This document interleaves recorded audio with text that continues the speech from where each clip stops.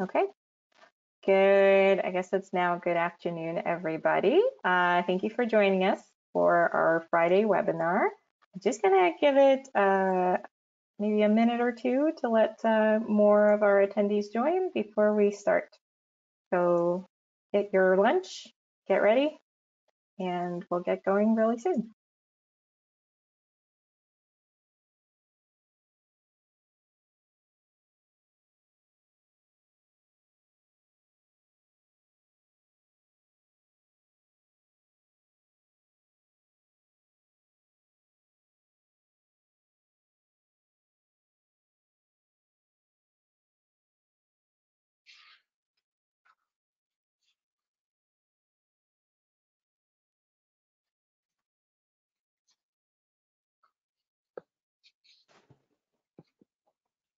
Okay, I'm seeing more of our attendees trickle in. I'll give it just a couple more seconds before we kick it off.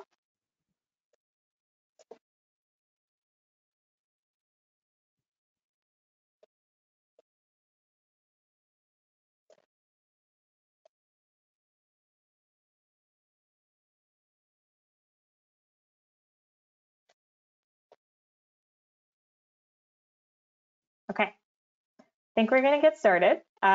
So welcome everybody as more people are trickling in. Thank you for joining the CITE National Capital Section monthly webinar. This month we have a pretty exciting and interesting presentation on some of the closures from NCC that have been happening over the last year to allow for more space for people in active transportation. So I'm going to just rush through my sort of boring administrative stuff and before we get going. So to those of you who don't know me, my name is Miriam Bello, and I have the pleasure of serving as the president of the CITE National Capital Section this year. I do want to, as we get going into this presentation, I do want to take a quick moment to say thank you to our sponsors who make our events and all of the various activities that our section is responsible for happen every single year. I want to just send out a reminder to people who are signed up for our membership list. There was an email that went out last week advertising this event and also inviting people to share ideas about our future webinars. So if you have any ideas for future webinars, or if you or any of your colleagues would like to present, please fill out this form. There's a QR code that will take you to the Google form that was also included in the email from last week. We'd love to hear from you. We want to make sure that we are providing programming that's interesting to our members. So please let us know if you have any great ideas for future events. I also want to take the opportunity to remind everybody of the upcoming CITE annual conference, which is happening from June 8th to June 10th, virtually, of course, in a safe social distancing manner. If you haven't signed up for already, there's a QR code that will take you to the sign up page.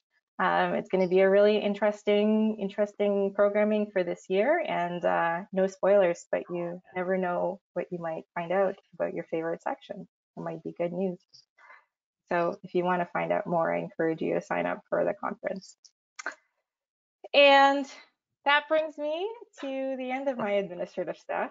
I am going to introduce our speaker for today. So Bruce Devine is the Senior Manager of Facilities and Programs of the Urban Lands and Greenbelt Division with the National Capital Commission, or NCC as it's known, a crown corporation of the Government of Canada.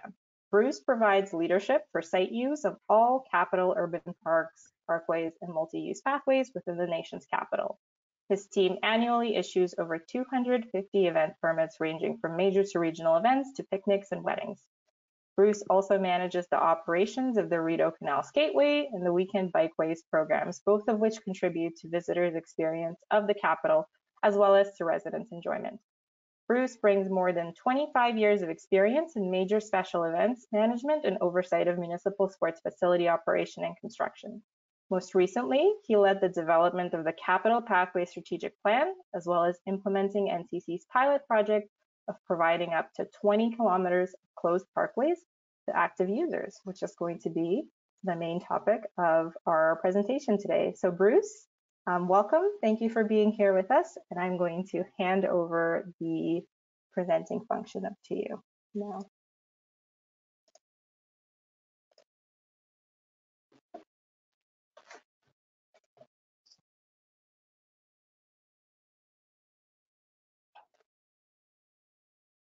Okay.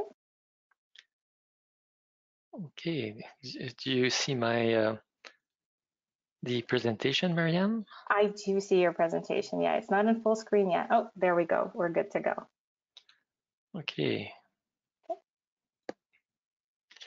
All right. Well, good day, everyone. Thank you, Marianne, for having me. I'm excited to talk about this pilot project. I hope it will be interesting and answer your expectations. So, and you'll excuse me, English is not my first language, so I may stumble on a few words here. So sorry about that in advance. So for the topics today, the title being Parkways for People, I was told that possibly people from outside the National Capital Region may be some of the attendees. So I'm going to quickly go over the role of the National Capital Commission, the NCC that is, discuss very quickly the corporate plan as to how this all aligns up properly, and go into the main subject, the Queen Elizabeth Drive closure.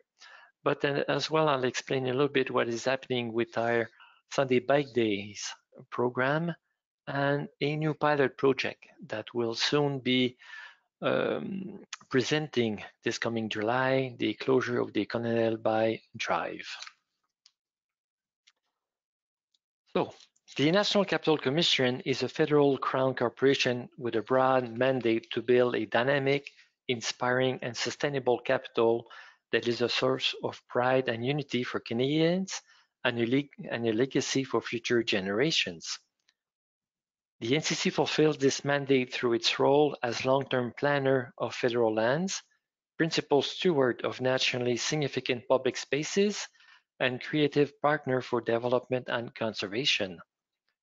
The NCC ensures that federal lands and assets meet the needs of government and Canadians and reflect and respect the significance, natural environment, and heritage of the national capital.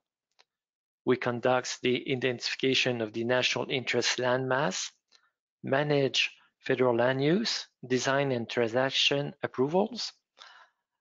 With partners in the region, the NCC also conducts interprovincial transportation planning and facilitates transportation projects. It also manages, maintains, protects, and develops and rehabilitates federal lands and assets in the National Capital Region. The NCC also ensures that Canadians have safe, appropriate, and sustainable access to experience these federal lands and assets, which includes Gatineau Park, the Greenbelt, urban parks, real property, and other assets, such as bridges, pathways, and parkways. This portfolio includes approximately 125 kilometers of parkways, about 300 kilometers of pathways, 1,700 real estate properties, and 1,000 buildings, 145 bridges, and commemorative and interpretative panels. Over a 5-year planning period, 2020 to 2025, 3 strategic directions will guide the NCC as it delivers its mandate.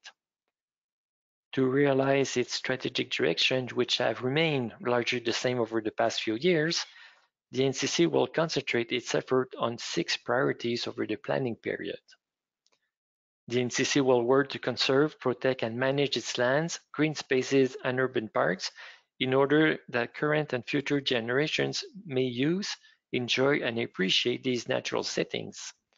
The NCC will continue to provide exemplary natural resource management, as well as conserve the ecological integrity of Gatineau Park and the Greenbelt, while allowing users to experience these natural jewels of the National Capital Region. Over the planning period, the corporation will enhance the recreation experience and continue to promote active mobility in the area. This includes providing access to sustainable, efficient, and integrated pathways and winter trail networks for visitors and residents. What you're seeing on the screen is the third strategic direction and the fifth corporate priorities. This is through these two elements how these pilot project of closing parkways align itself with the mandate of the NCC. So the pilot project, Queen Elizabeth Drive closure. COVID-19, a global pandemic. In March 2020, if we go back a year, Canada went into an unexpected shutdown as the world experienced the outbreak of global pandemic. The NCC followed the Government of Ontario's order to close all outdoor recreational amenities and close several of its own parks to reduce non-essential travel. Alternative opportunities for outdoor physical distancing were implemented by the NCC, including the successful initiative to close 2.5 kilometers of the Queen Elizabeth Driveway daily from 8 a.m. to 8 p.m. This opportunity greatly benefited the community, both mental and physical health. The intention was to create more space in the most densely populated core. Both lanes of the Queen Elizabeth Driveway, located on the west side of the Rideau Canal, from 5th Avenue to Somerset Street, was open exclusively to active users. We did this because we felt with this volume of residents not having access to many parks, that we felt that the pathway just adjacent to the parkway was slightly narrow. So this is sort of why we picked this area and chose Queen Elizabeth Drive Parkway. Last summer, we started with this parkway and quickly expanded to use two other parkways, which I'll discuss later on. With respect to the operation, when my team were first asked to implement this, everything happened so quickly. So we used a turnkey approach. Although my team is very experienced in street closures, we didn't feel we had the authority to use a stamp proven approach. So we sought the private industry to provide us with the street closure plan, and we adapted slightly to pedestrian and cyclists and so forth. We then hired a private company to do everything for us, from staffing key strategic intersections, providing the street closure equipment, barricades, barrel, bilingual signage, and a supervisor which act as a rover. Actually, we use two, using the Hartern or Petralia Bridge as the middle. So we had one rover on each side, just to react quickly to any incident, any situation arising from a complaint and needed to be looked after, or taking care of staff for any immediate needs, let alone go to the washroom, for instance. For us, that meant we had one point of contact from our offices. We were out all working from home, which accelerate any immediate site intervention that we needed to do. We were reachable by the public through our call center, the social media, and with that we were capable, the other teams, internal teams, to interact with the community. This private company, along the way, we managed to collect data, which was sent to our audit and evaluation department, which in turn took the time to analyze all of this and prepare the reports and reporting to upper management. Then came the summer of 2020, whereas in terms of capacity, we were capable of hiring students.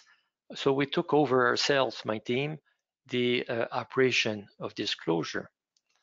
So through one of my teammates, the coordinator, we hire 6 to 8 student coordinators, which they act as staff supervisor on site.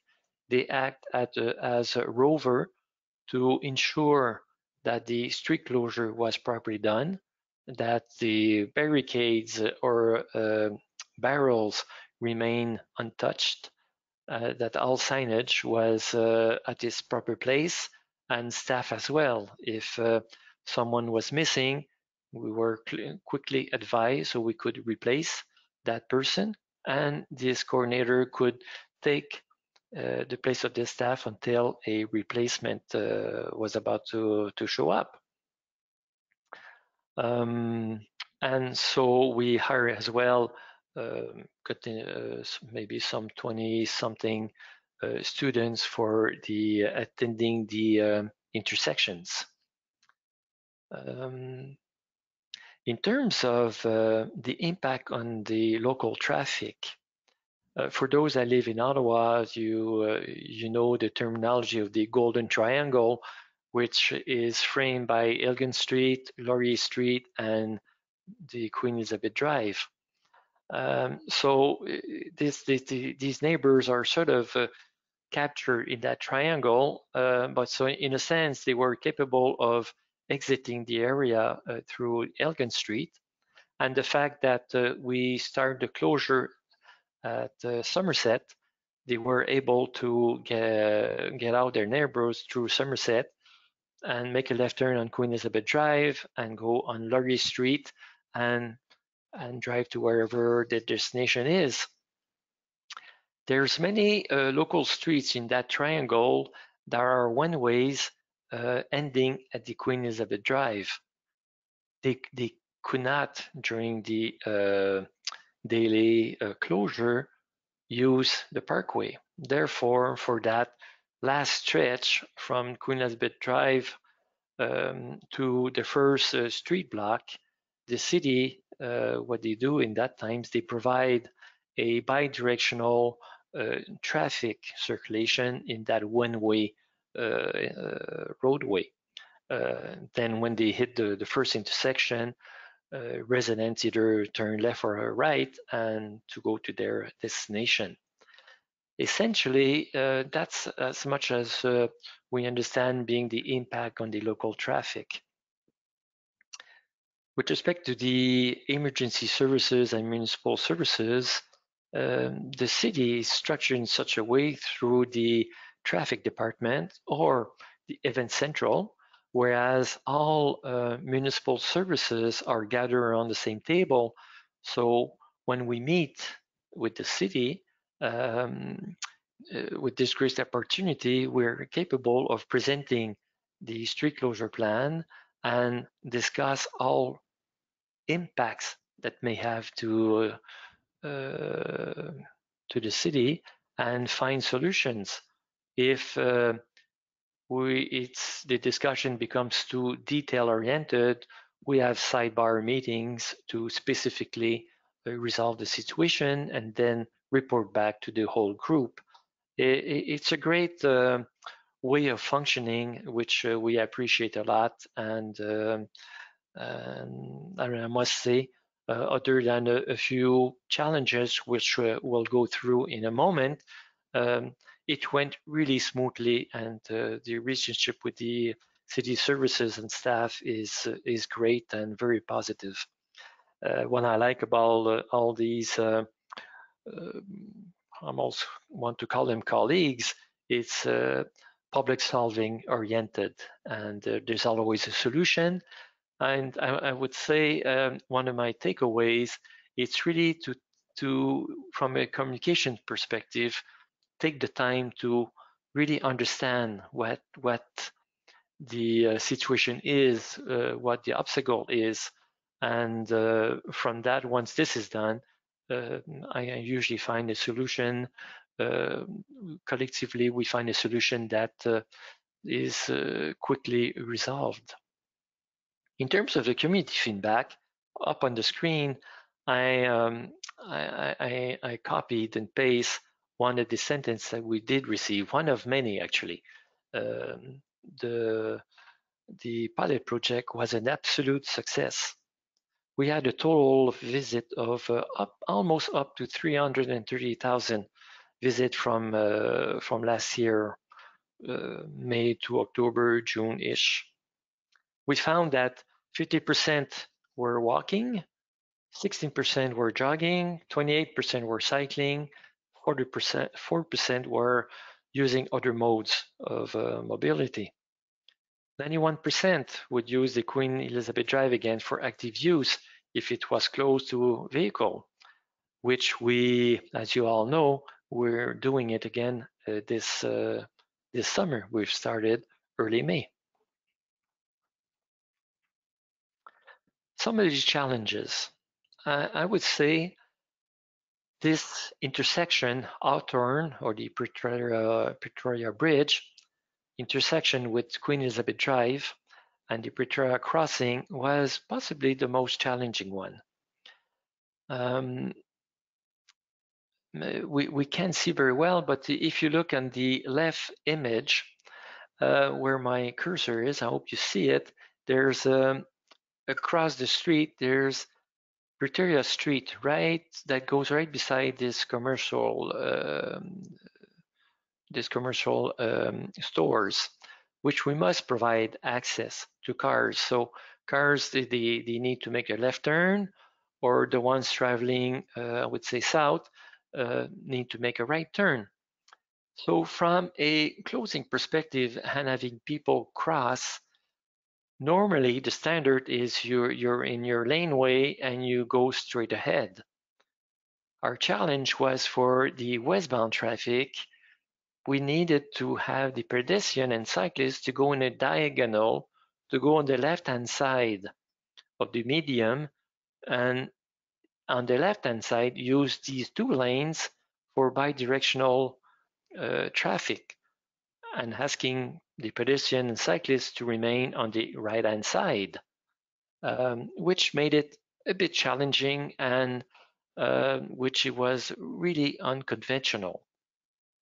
As you could see, people traveling west to east, the middle picture, you can see what I mean here. You see the barricades we had, and people, they had to cross in a diagonal because we had to provide a or facilitate OC Transpo detour.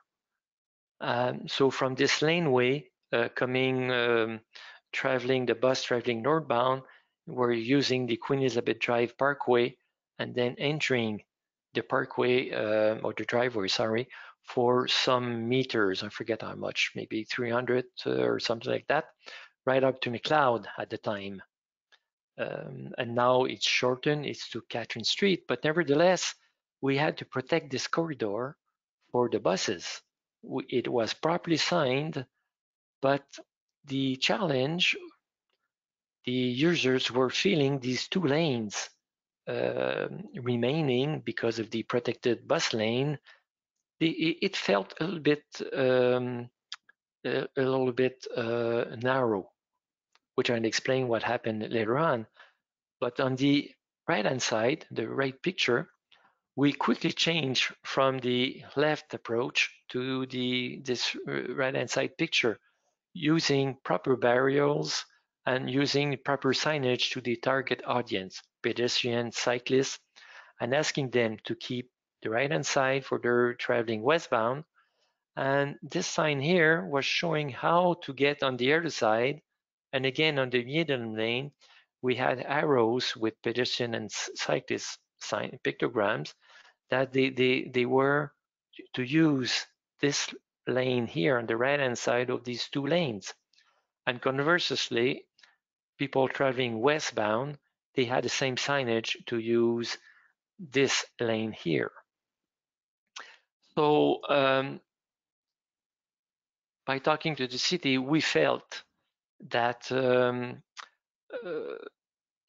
our that people from using this intersection, given that it's people living in the neighborhood, with the time in the first few days, and we had staff there directing the users how to cross this intersection, that the people would get it and then follow through properly, and which in turn, what we found out is the way it's going. Very minor people are using the car lane, and if when it does happen, we have a staff person right here on the corner and a car right at the Pretoria right turn or street to quickly ask people to move on the left hand side. Again, here is a closer look to the protected bus lane. You can see it is properly signed, but user behavior was and sometimes still is a challenge. Here you see at the far end of the picture, people using the protected closed lane to bus. Again, while discussing with OC Transpo and city traffic, we went and we base our comments to our experience while the Rideau Canal Skateway is closed. Queen Elizabeth Drive is closed for the shuttle buses during winterlude. What we noticed over the last years is overwhelmed use of active people. A lot were walking and jogging while the buses were running their shuttles with customers, which was sort of, I would say, an experience and an habit that people were doing. So we've said to OC Transpo, let's use this experience, the winter experience, and given that when we found out that the bus number 5 was using that lane every 20-ish minutes, possibly 30, 25 minutes, I'm not sure, it's available a lot of time. So naturally, when the bus driver was using that corridor, he was traveling very slow, and we found that people were monitoring this amongst themselves and alerting those that didn't notice the bus behind them to move aside. And so it's very positive. It's working well. I need to check with OC Transport Management, and that's what they're confirming, and that's part of our observations as well. Some few cyclists are speeding and zigzagging through the walkers or joggers, which is a challenge. It is a challenge with the pathway network anyways, and staff are asking them to slow down, but we don't always succeed. But through our evaluation and observation, some speed, but it's not to the volume of what we're citizens are telling us. And we believe possibly when the bike travels even at 23, 25 kilometers, even though we ask it's 20, when you're walking, you could have the perception that it does go a bit fast. But mind you, I understand some are do speeding, and we have a little bit of a discussion situation here. But also, we ask people to stay to the right so people can from behind them pass on the left. So some large portion, some people large group are walking out the whole width, so, which make it a little bit difficult to pass when there's a opposite traffic to come. So that is a little bit of a challenging as well, which staff reminds user to make some room because the whole experience is to physical distance itself. With the city, summertime and wintertime as well, the waste pickup was challenging as the truck, when they come to those one-way streets near Queen Elizabeth Drive, it's impossible for the truck to do a U-turn and go out and take the next street, and also it's time consuming. So we managed with our rover to when we know that they're showing up, that this place, they remove the barricade, the truck pass by. If the rover is not available, well, it's up to the city staff with the truck that remove the barricades and replace it. I must say, at times, especially at the beginning, it was sometimes hit and miss, and I understand now it's very fluid and going very well. Winter plowing, with the last winter experience during the skateway, we went through the plowing, which was a new experience and a new challenge how to resolve this. Thinking of when the city, the plowing department was talking to us, what I didn't understand is the fact that the frequency was fairly high, and so the challenge was, what do we do with so much snow, with people still walking? How we're going to manage this? And let alone when through communication and discussion, we found out there's two levels, level 1 and level 2 of the plowing services. And during the Winterlude shuttle bus, the level 1 was used. So the city was constantly removing the snow, and it had to be at the pavement level, at the level 1. When we understood that, we quickly confirmed that let's move to the level 2, sorry, as for the side streets, which tolerates some snow on the pavement. And also for the first round, early morning, the foreman suggested that he could change the scheduling and do Queen Elizabeth Drive early morning at the first pass, just before it opens up. So all that to say, and that we quickly resolved it once we understood the operation mechanism, which is so key in these type of projects. And we all agree at the 10 centimeters, called by city manager, that we were closing or opening up to traffic the driveway to let the plowing services do their job properly, and we would ask active users to not to use the parkway. It was open to cars, and then we will come back to the closing once the snowfall is all taken care of. The other challenge is motorized vehicle infraction. Some people do cross the barricades because it's not manned at every barricades.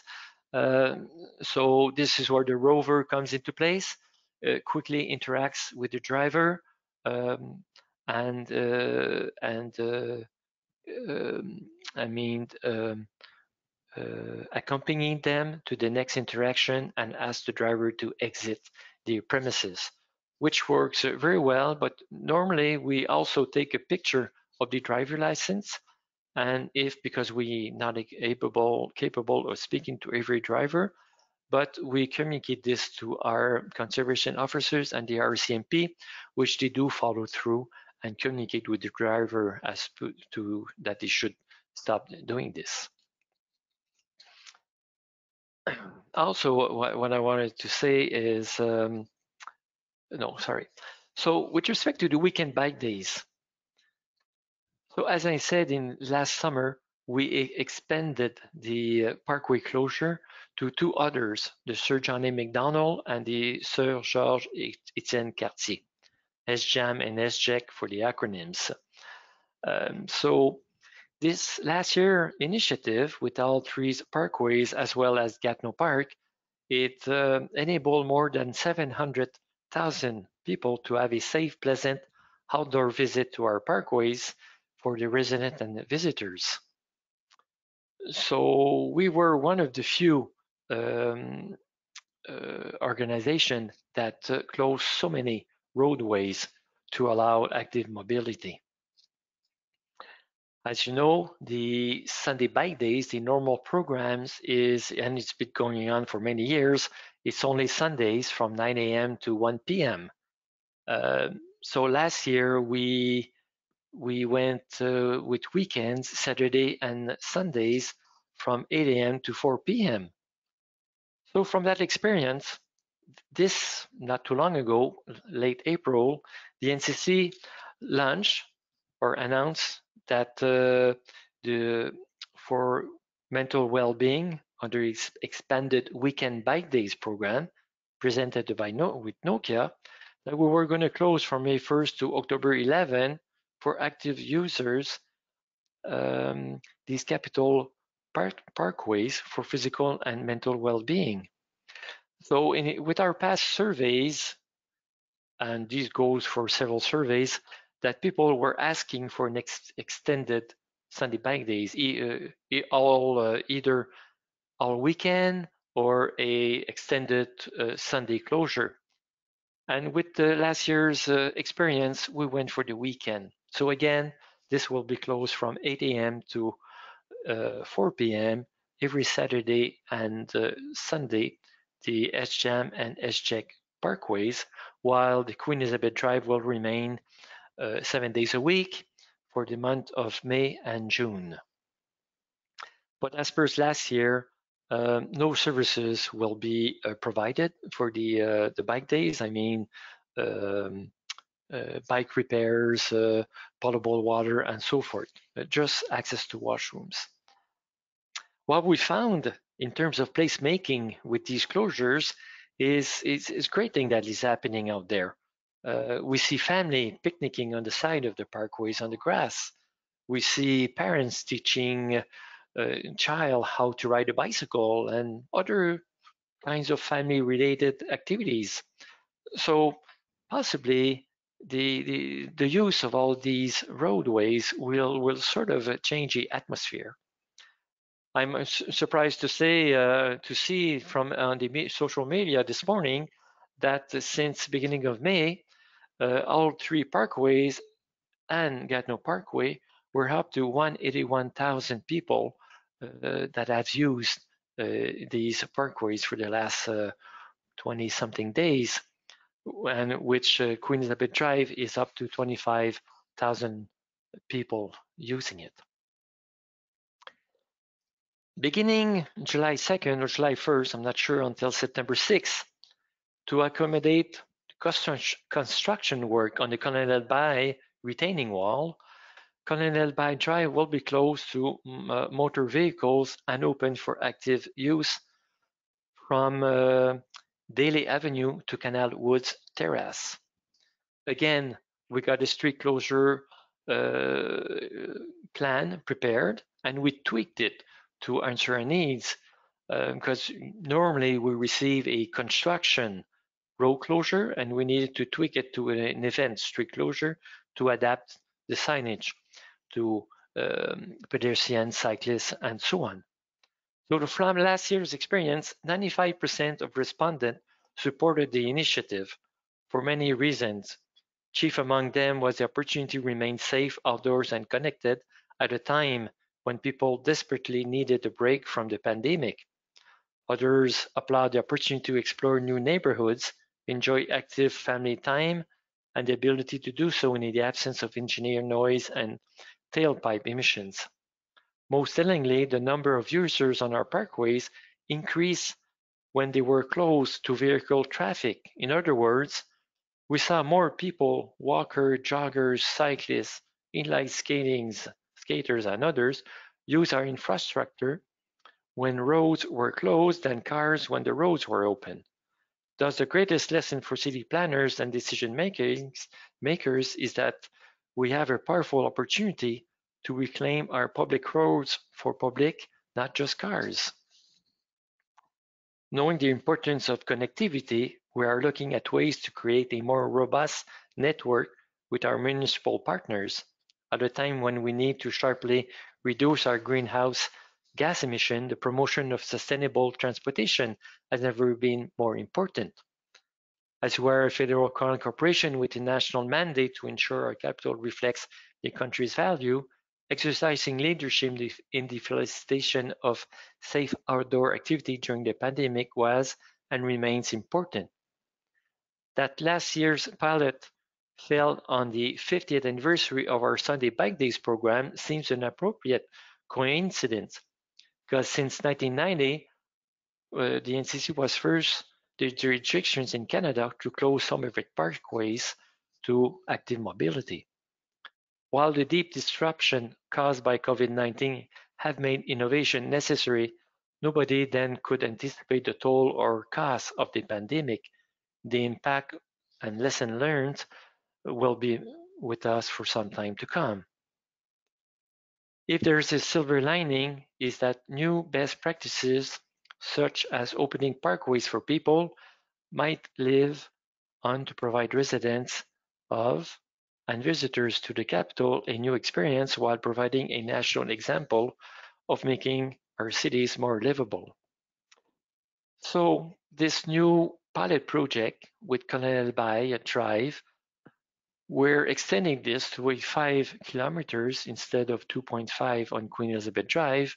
So as Queen ED will become open to vehicle traffic on July 1st, we're going to switch to Colonel Bay Drive 24 hours a day, 7 days a week. Thank you very much. I hope this answered your expectation and some of your questions. Thank you so much for that, Bruce. Yeah, that was excellent. That was great. I was actually thinking, I live in the Golden Triangle, so I've been one of those people who's been using Queen Elizabeth Drive over the last year. And I have been the jogger with the headphones in when the bus was stuck behind me, but somebody had actually told me there's a bus behind you, and I was able to get out of the way. So that made me think of that story.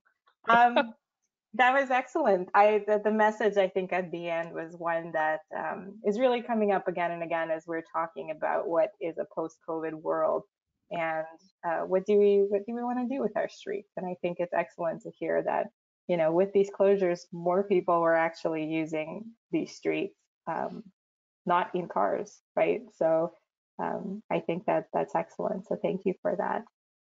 I am going to encourage our audience. There should be a questions function that you're able to ask questions. Bruce, if you don't mind taking some questions from our audience, we can. With pleasure. Of course, excellent. Okay, so there's a question that has already come in. What is the extent of the daily increase in non-motorized traffic as a result of the parkway closure? Like, do you have any numbers of how many more people who are walking or cycling or rolling or were using these roads as compared to before when cars were on them? I think you maybe mentioned that one, Bruce. I'm not sure. We did mention our last year data showed that 700,000 people used our parkways, including Gatineau Parkway. Although I don't have the motor vehicle traffic numbers, I was told through the reports that the users, the active mobility users, exceeded much more the motor vehicle. The exact spread, I don't have these numbers. Okay. All right, thanks. I hope I understood this question correctly. If there are any other questions, please send them through the questions app function on this thing, and we'll be able to see them and ask them. I guess my question was kind of related to all of the stakeholders that were involved with all of this. I imagine a lot of NCC's streets involve various stakeholders like the City of Ottawa, you know, like you talked about the RCMP, emergency services, OC Transpo. Were there any, like, I know you mentioned some of the challenges in figuring out how to work with that, but are there any like sort of lessons learned for a project like this of how to best work with all of these services and entities that are kind of responsible in using these roads? I think I would venture to say again the communication and out, being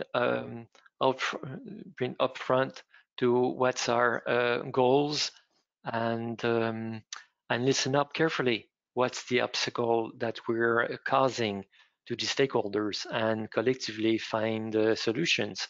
For instance, I didn't go into the details for the kernel by drive, but closing from Daly up to Canal Woods, but we are creating a situation for the Shaw Conference Center.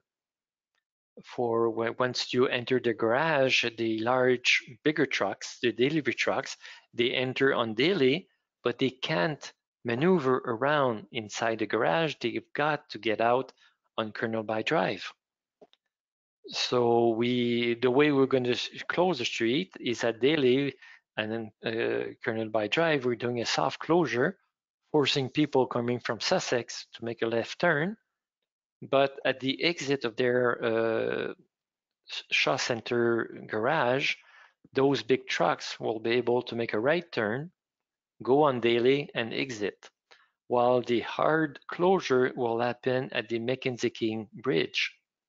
So if somebody decides to go beside the barricades at Daly, will be stopped up there, and signage will be accordingly that it's a shared space for some meters. So again, it's talking with the stakeholders. If we were to close Queen Elizabeth Drive right up to Preston, well, definitely the Lansdowne Park managers there, we would need to have a conversation with them. It would create an access challenge, but it's not the case. Excited to see what that's going to look like this summer. So I'm sure I'll be out there as well. I'm curious, I don't know if you can provide this information, but are there plans to carry some of these, I guess, pilots during COVID to a post-COVID world? Like for NCC to keep some of these closures kind of permanently after, Well, the NCC with its sustainable development plan, which it's a lot of the society angles from gas emission, energy reduction, and so forth and so forth, is quite serious in attaining their objectives and active mobility. What COVID taught us is we were focusing on electrifying our fleet vehicles on the capital pathway network, which is the volumes are fairly high, and we need to do some segregation to separate cyclists. We were all in these modes, and when COVID hit us, we looked at our assets with the Parkways and thought of let's try something here to provide even more space. So in terms of lesson learned to the other questions, there's so many people being positive about these. Of course, it does create some change of habits for vehicular motorists. It does. But the parkways are set in a way that it kind of allows us to explore different use. So possibly we'll see more of that. But as I said, the Colonel By, we're pushing the envelope to this pilot project even further by closing it 24 hours, 7 days a week. It's a first attempt for 2 months, July, August, yeah, ish. Right. And so, but after Colonel By, I just had a follow-up question, I guess. Are there any plans for the winter, I guess, for the winter months? Because I think there was sort of a variation that was only closed on the weekends, if I'm correct, for Queen Elizabeth Drive when it got colder. For maybe where I hope I didn't mix up people, the Sir John A. Macdonald and the SJEX, Sir Georges Saint-Cartier, are only closed weekends.